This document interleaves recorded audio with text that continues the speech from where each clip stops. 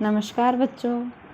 आज हम कल जो मैंने पीडीएफ शेयर किया था उसमें अलाउद्दीन के जितने भी प्रशासनिक सुधार थे उनके बारे में जिक्र है और आप लोगों ने पढ़ा होगा। उसमें उनकी जो भी चाहे भूमि से संबंधित नीति हो, राजस्व नीति हो, न्याय प्रशासन हो, कौन कौन से अधिकारी, ये सब मैंने बता दिया है। इससे पहले भी उसकी उत्तर की नीति और दक्षिण की नीति के बारे में भी हम लोग चर्चा कर चुके हैं।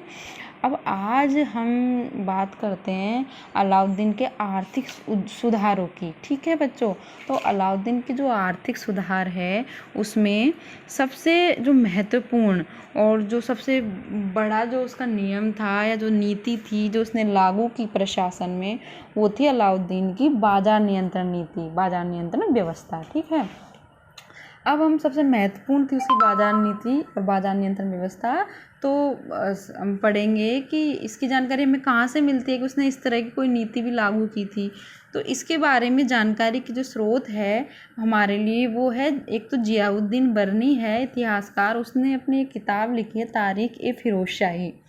जो उस समय जो जियाउद्दीन बरनी था उसने तारीख ए फिरोज शाही लिखी है और बरनी ने इसका बहुत ही विस्तृत रूप से डिस्क्रिप्शन दिया है उसकी बाजार नियंत्रण नीति का। इसके अलावा अमीर खुसरो जो इतिहासकार है और जो अमीर खुसरो जो दरबारी विद्वान था, खजाइन फुतू जिसकी रचना भी है।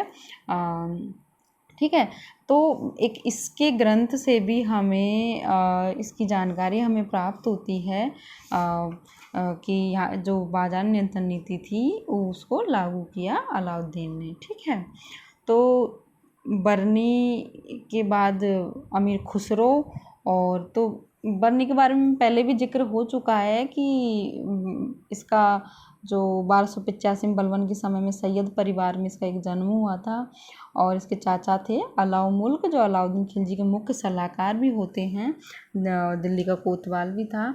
चिश्ती संत शेख निजामुद्दीन औलिया बरनी के गुरु थे, जबकि अमीर खुसरो बरनी का मित्र था। बरनी को जो उच्च कुलीन इस्लामिक परिवेश में शिक्षा प्राप्त हुई। मोहम्मद बिन तुगलक के जिंदा दिल साथी नदीम के रूप में इसने सार्वजनिक जीवन की शुरुआत की।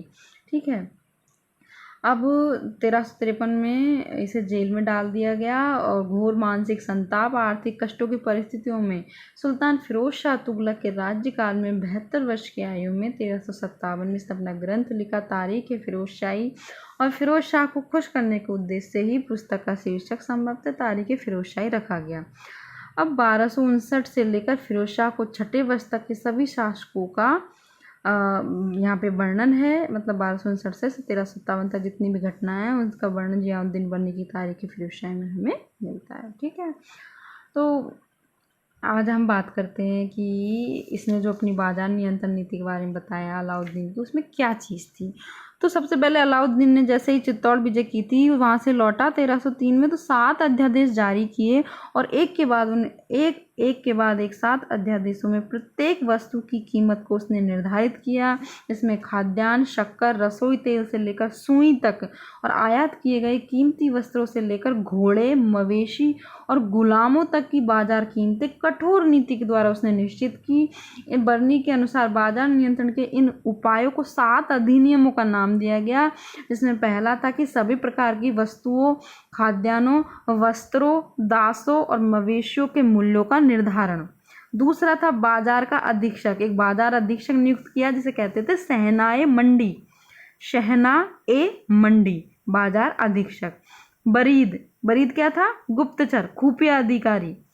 ठीक है, खुफिया अधिकारी था बरीद। और मुनहियान था गुप्तचर। इन तीनों की नियुक्ति की।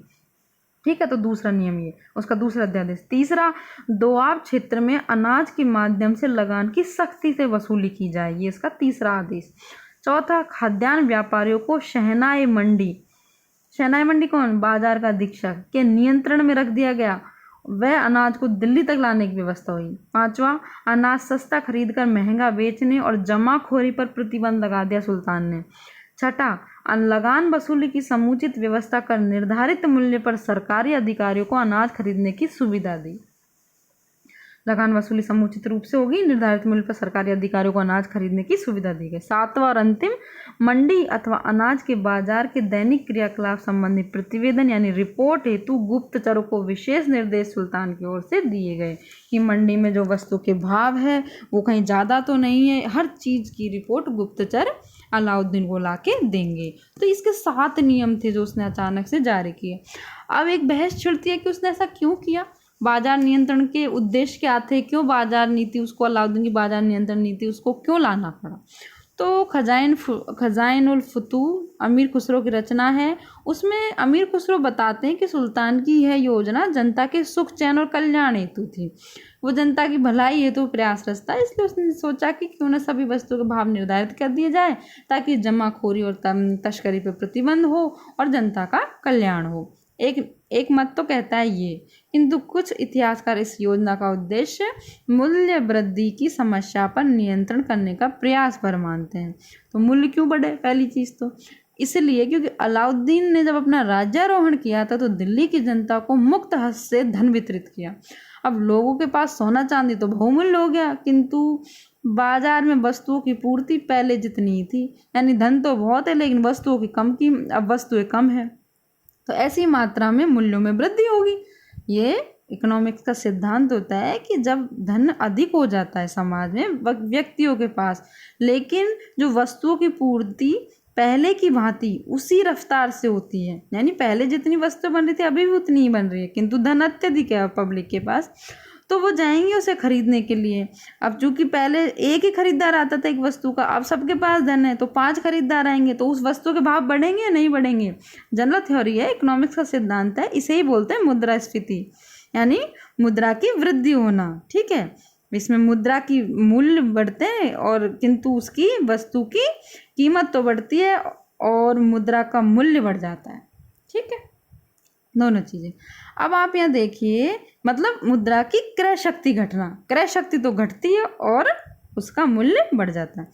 अब यहाँ देखिए कि ऐसा हुआ, अर्थात कम मात्रा, ऐसी परिस्थितियों में मूल्यों में स्वतः वृद्धि हुई, जिसे रोकने हेतु अलाउद्दीन ने बाजार नियंत्रण प्रणाली का शुभारंभ किया, ताकि प्रत्येक वस्तु का भाव उसने निर्धारित कर दिया कि इससे ज़्यादा नहीं लिया जाए। एक अन्य मत कहता है कि प्रजा को आर्थिक रूप से राहत देना चाहता था अलाउद्दीन, ताकि जनता में विद्रोही प्रवृत्ति ना आए और सुल्तान के खिलाफ किसी तरह का विद्रोह ना हो और वो साधारण जनता भी उसके राजत्व में विश्वास कर सके। किंतु आधुनिक इतिहासकार इसे ठोस कारण नहीं मानते और इसलिए सर्वाधिक मान्यता मत प्राप्त है जियाउद्दीन वर्नी का। तो जियाउद्दीन वर्नी क्या कहते हैं, वर्नी के अनुसार सुल्तान की यह योजना ना तो परोपकार की भावना से थी, ना ही जनता को राहत देने की भावना से, अपितु इसके पीछे जो बड़ा उद्देश्य था कि विशाल सेना के खर्च की समस्या को ठोसता के साथ सुल्तान हल कर सके। अलाउद्दीन ने साम्राज्यवादी महत्वाकांक्षा और मंगोल समस्या से निपटने हेतु विशाल सेना का गठन किया था।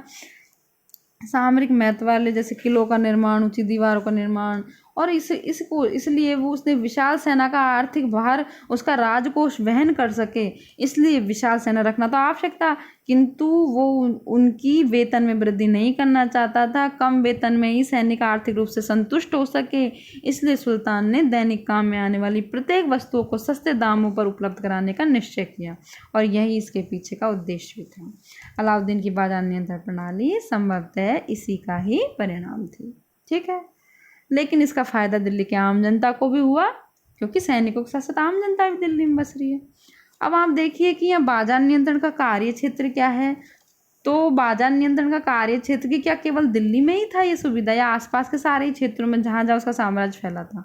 तो बर्नी का जो सर्वाधिक मत प्राप्त है, जिसे सर्वाधिक मान्यता प्राप्त है कि यह योजना दिल्ली और आसपास के क्षेत्रों में लागू की गई थी, क्योंकि मुख्य लश्करगाह या सैनिक छावनी दिल्ली ही थी, इसलिए बाजार नियंत्रण का मुख्य केंद्र दिल्ली को बनाया गया। प्रमुख अधिकारी जैसे दीवान रियासत जो समस्त बाजार व्यवस्था का महानिरीक्षक था, सहनाए मंडी बाजार का अधीक्षक, बरीदे मंडी बाजार का खुफिया प्रमुख जैसे अधिकारियों का उल्लेख भी दिल्ली में ही मिलता है। सराय अदल न्याय का स्थान, सराय अदल क्या था, न्याय का स्थान, जहाँ पे निर्मित और आयातित वस्तुओं का बाजार होता था। इस बाजार का केवल दिल्ली में ही उल्लेख हमें प्राप्त होता है। वर्नी ये वर्णन देते हैं कि तस्कर लोग यहाँ आते थे क्योंकि कम मूल्य पे यहाँ वस्तुएं मिलती थी, उन्हें साम्राज्य के अन्य हिस्सों में ले जाके बेचते थे और भारी मुनाफा भी कमाते थे। अब आज के वीडियो में मैं इतना ही बताऊंगी कि इसका क्या तो उद्देश्य था। अब जो उद्देश्य इसके पूरे हो गए मैं बता चुकी हूँ, नीति क्या थी और कार्य क्षेत्र क्या था। अब हम कल देखेंगे कि बाजार नियंत्रण व्यवस्था में क्या किया था अलाउद्दीन ने। आज के वीडियो में इतना ही, धन्यवाद।